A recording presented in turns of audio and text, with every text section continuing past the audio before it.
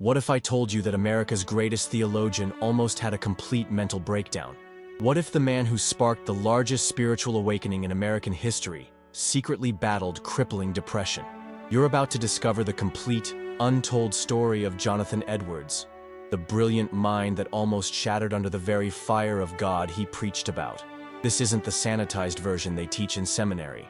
This is the raw, documented truth about a man who could move thousands to tears, but couldn't escape his own darkness. By the end of this story, you'll understand why even the most gifted among us can feel utterly broken, and how God uses our fractures to let His light through. But first, the moment when Edwards realized that the revival that made him famous might actually destroy him. October 5th, 1703, East Windsor, Connecticut. While Europe was fighting the War of Spanish Succession and America was still a collection of fragile colonies, a child was born who would reshape the spiritual landscape of a nation. Jonathan Edwards entered the world as the only son among 11 children, a detail that would shape his entire psychology. Imagine the pressure: 10 sisters looking to their brilliant little brother, parents with massive expectations, and a Puritan culture that demanded nothing less than perfection. His father, Timothy Edwards, was already a respected minister. Picture this. While other kids were playing with wooden toys, 5-year-old Jonathan was reading Latin. By age 7, he was studying Hebrew. By 10, he had read through the entire Bible multiple times. But here's what the history books won't tell you. This child prodigy was already showing signs of what we'd now recognize as anxiety and depression. Edwards wrote in his diary, yes, he kept a diary at age 8, about feeling utterly worthless and consumed by melancholy. While other children were carefree, Jonathan was obsessing over his soul, terrified he wasn't among God's elect. The Puritan worldview didn't help. Imagine growing up believing that God had already decided whether you'd go to heaven or hell, and there was nothing you could do to change it. That's like living your entire childhood wondering if your parents secretly hate you, but they'll never tell you. At age 13, when most kids today are starting high school, Edwards entered Yale College. He was the youngest student in his class, surrounded by young men who had already lived more life than he had. And this is where the real pressure began. Edwards wasn't just smart, he was frighteningly intelligent. His classmates later described him as having a mind like a steel trap. He could remember entire sermons word for word after hearing them once. But brilliance came with a price that nobody talks about. In his private writings, Edwards described feeling different from other humans and unable to connect with his peers. The same intellectual gift that amazed his professors isolated him socially. He spent most of his time alone, walking in the woods around Yale, wrestling with thoughts that seemed too big for his teenage mind.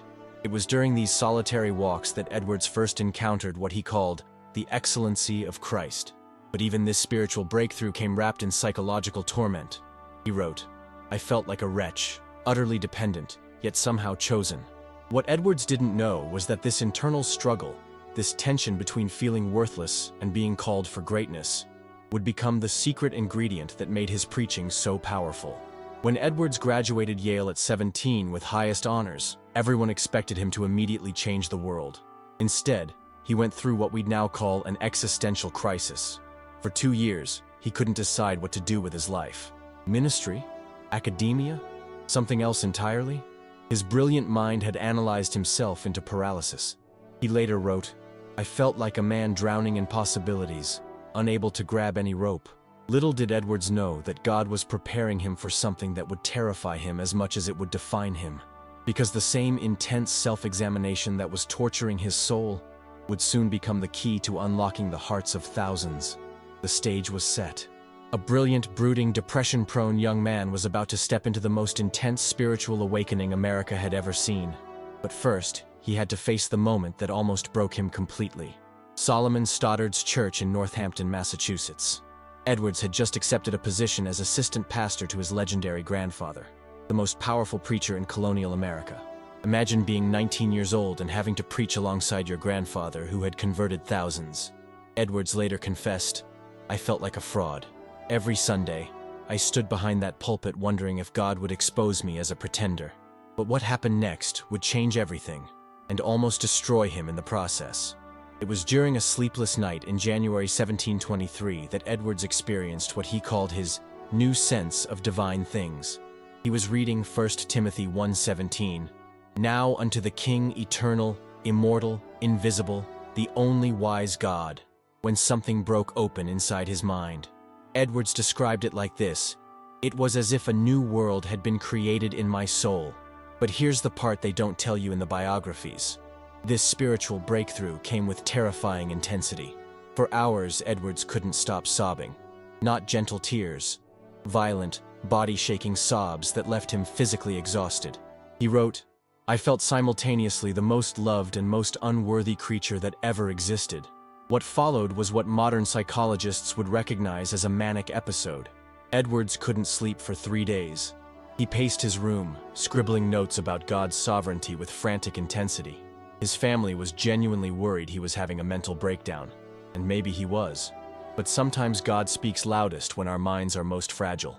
When Edwards finally preached his first sermon after this experience, something had fundamentally changed.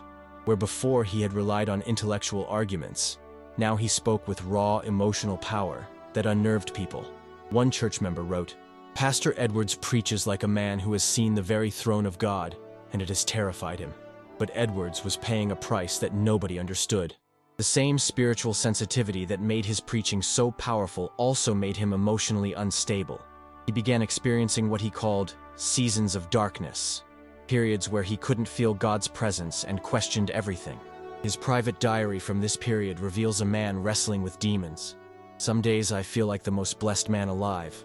Other days, I wonder if I'm going insane. Is this what it means to be called by God?" Edwards had no idea that this internal war between ecstasy and agony was preparing him for the most intense spiritual battle in American history. Because in just a few years, God was going to use this broken, brilliant, emotionally fragile man to set an entire nation on fire, and it would nearly kill him. The stage was set for the Great Awakening, but nobody, not even Edwards, was prepared for what was coming. December 1734. Edwards had been preaching for 10 years when something unprecedented began happening in Northampton.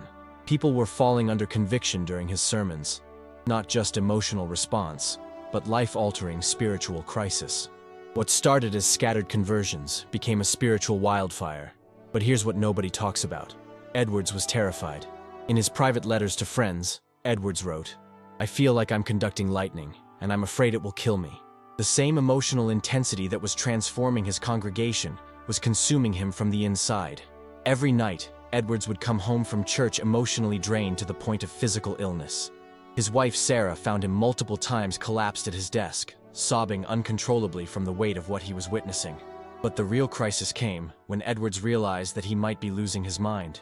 Edwards began experiencing what he called overwhelming apprehensions, what we'd now recognize as panic attacks. His heart would race uncontrollably. He'd struggle to breathe, and he'd be convinced he was dying. One night, Sarah found him curled in a corner of his study, hyperventilating and muttering, "I can't bear it. I can't bear the weight of their souls." This is the untold truth about revival. It doesn't just transform the audience. It can break the preacher. George Whitefield arrives in America. Suddenly, Edwards wasn't just dealing with his own revival. He was part of the largest spiritual awakening the colonies had ever seen. Tens of thousands were being converted. Entire cities were shutting down for prayer meetings. And Edwards found himself at the absolute center of something that scared him to death. In letters to his friend John Erskine, Edwards confessed, "I feel like a man trying to direct a hurricane. Sometimes I wonder if I've unleashed something I cannot control." But the external pressure was just as intense as the internal. Old light ministers, the traditional Puritan pastors, were attacking Edwards viciously. They called him an enthusiast, mentally unstable, and a danger to proper religion. Charles Chauncey of Boston wrote a 90-page pamphlet essentially calling Edwards a religious fraud. Harvard professors publicly questioned his mental fitness for ministry. And here's what nearly destroyed him. Part of Edwards agreed with them. Edwards wrote in his diary, "Perhaps they are right. Perhaps I am too intense, too emotional, too unstable to be trusted with souls." The same self-examination that made him a powerful preacher was now turned against himself like a weapon. It's like being criticized for your greatest strength until you start questioning everything about yourself. Edwards began having what we'd now call imposter syndrome on a massive scale. He'd stand before thousands of people hanging on his every word, while internally screaming, "I'm a fraud, I'm broken, how can God use someone like me?" While revival was raging across New England, Edwards' personal life was falling apart. 7 children under age 12, financial pressure from supporting his extended family, constant criticism from fellow ministers, and Edwards was struggling with what he called the dark night of the soul. For 6 months, Edwards couldn't feel God's presence. The man who preached about divine love with such conviction was living in spiritual darkness. Sarah Edwards later revealed that during this period, her husband would wake up screaming from nightmares. He'd pace the house all night, muttering, "I've lost him. I've lost him," over and over. The breaking point came in February 1745. Edwards was preparing a sermon when he suddenly couldn't remember a single verse of scripture. His mind, his greatest gift, had temporarily abandoned him. Edwards later wrote, "I sat in my study for 3 hours, staring at a blank page, convinced that God had finally rejected me. That's when Sarah found him, collapsed on the floor of his study, sobbing like a child. For the first time in their marriage, the strongest man she knew was completely broken. But sometimes our deepest brokenness becomes God's greatest opportunity." What happened next would produce the most famous sermon in American history, and prove that God doesn't need our strength. He needs our surrender. 3 months later, Edwards would step into a pulpit in Enfield, Connecticut, and preach "Sinners in the Hands of an Angry God," a sermon that came directly from his own experience of feeling utterly helpless in the face of divine power. But even that triumph would plant the seeds of what would become his greatest failure. Because the same intensity that made Edwards famous was about to make him incredibly dangerous to the comfortable Christianity of his day. And his own congregation was about to turn against him. July 8, 1741, Enfield, Connecticut. Edwards stepped behind a pulpit holding a manuscript that would echo through American history for the next 300 years. "Sinners in the Hands of an Angry God." Here's what nobody tells you. Edwards barely raised his voice. He read the sermon in an almost monotone delivery. No theatrical gestures, no emotional manipulation. Just raw, terrifying truth delivered by a man who had felt every word in his own soul. Within minutes, people were screaming. Men were gripping the backs of pews so tightly their knuckles turned white, convinced they were about to slide into hell. Women were sobbing uncontrollably. Strong farmers were calling out, "What must I do to be saved?" in voices cracked with terror. Edwards had to stop preaching 5 times because the congregation was too loud with cries of conviction. But here's the untold cost. Edwards went home that night and vomited from emotional exhaustion. Sarah found him shaking uncontrollably, saying, "I feel like I've been handling fire all day." The sermon spread like wildfire. Within weeks, it was being preached in dozens of churches. Within months, Edwards became the most famous preacher in America. Historians estimate that Edwards' ministry directly or indirectly influenced over 150,000 conversions across New England. To put that in perspective, in a population of 1.2 million colonists, Edwards touched 1 in 8 Americans. That's like a single preacher today, directly influencing 40 million people. Edwards wrote over 1,000 sermons, published books that shaped theology for generations, and established Princeton University as a center for Reformed theology. European philosophers like John Locke and David Hume were studying Edwards' writings on religious experience. But success was killing him. By 1748, Edwards was preaching 40-plus hours per week, writing several hours daily, counseling dozens of troubled souls, and barely sleeping. He'd lost 30 pounds and developed what his doctor called nervous exhaustion. Edwards' family later revealed that he was taking laudanum, liquid opium, to sleep, and drinking strong coffee mixed with wine to stay awake for preaching. The revival that made him famous was literally burning him alive from the inside. Edwards made the decision that destroyed his career. He announced that only converted people could take communion in his church. This doesn't sound controversial today, but in 1748, Northampton, it was ecclesiastical dynamite. Half the town was related to unconverted communion members. Edwards was essentially saying, "Your grandfather who founded this church? He might not be saved." The congregation erupted. Families that Edwards had shepherded for 20 years turned against him overnight. Men he'd baptized were calling for his immediate removal. Edwards wrote to a friend, "I feel like I'm being torn apart by my own children." June 22, 1750. After a brutal church trial, the congregation voted 230 to 23 to dismiss Jonathan Edwards. The most famous preacher in America was fired by his own church. The man who had sparked the Great Awakening was forced to pack his family and leave the only home his children had ever known. Sarah was pregnant with their 11th child. They had no money, no job prospects, and nowhere to go. But sometimes God's greatest servants discover their true calling only after they lose everything. Edward's final chapter would prove that the most powerful ministry sometimes happens in the places nobody's watching. Stockbridge, Massachusetts. The most famous theologian in America was now teaching Mohican Indian children in a frontier mission that nobody wanted. Edwards wrote, "I have lost my congregation, my reputation, and my income. But perhaps this is where God always intended me to be." For 7 years, Edwards lived in humble obscurity, writing his greatest theological works while ministering to Native Americans who couldn't read his brilliant theology but felt his genuine love. Sometimes our greatest impact comes after our greatest failure. Princeton University, which Edwards had helped found, begged him to become their president. The comeback seemed complete, but God had different plans. February 1758. Edwards decided to get inoculated against smallpox, a new experimental procedure. The inoculation went wrong. March 22, 1758. Jonathan Edwards died from the very treatment meant to protect him. He was 54 years old. His last words to Sarah, "Trust in God, and you need not fear." Edwards died thinking he was a failure, fired by his church, forgotten by his peers, dead in obscurity. But here's what he couldn't see. Over 300 colleges and universities trace their founding back to Edwards' influence. The modern missionary movement was directly inspired by Edwards' writings. Every evangelical church in America has been shaped by his theology.